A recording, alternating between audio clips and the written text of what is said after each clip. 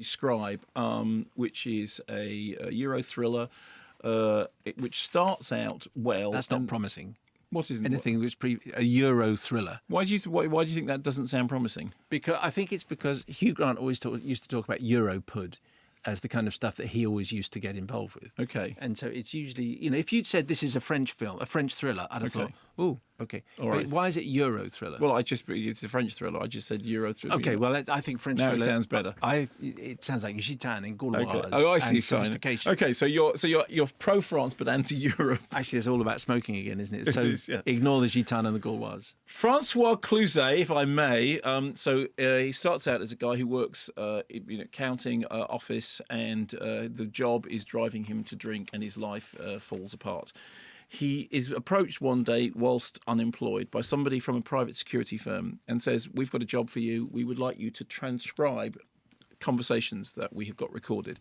And he says, "Well, I'm the wrong guy for the job. I'm accountancy. I do numbers and that sort of thing." The guy says, "No, you're exactly the right man for the job. What we need is somebody with no particular politics, no close friends, somebody who is meticulous."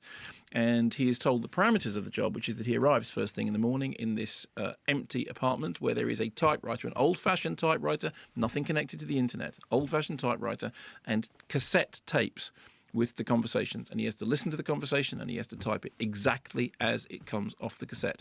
He must stay there until 6 o'clock, and if he's finished his work before 6 o'clock, he has to stay, do a jigsaw puzzle, do something. He is not allowed to smoke, he is not allowed to talk to anybody else in the building, turn up, do the work, stay, leave.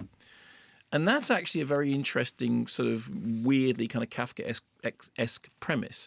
The money that he is going to be paid, which is good money, is left for him in an envelope. He has no contact with his employers. He doesn't know how to get in touch with them. And then the conversations which he is transcribing start to become more and more convoluted and more sinister. And he realizes that he is in the middle of a really sort of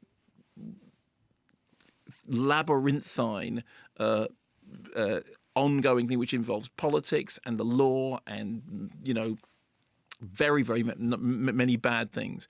And suddenly he finds that the people he thinks he's working for are not the only people he's working for. In fact, there is somebody else who needs information from him, and he becomes a pawn in this game, which involves much bigger players, of which he is absolutely, he doesn't know who anybody is, but there's a sequence in it which is almost like the Marathon Man. Is it safe?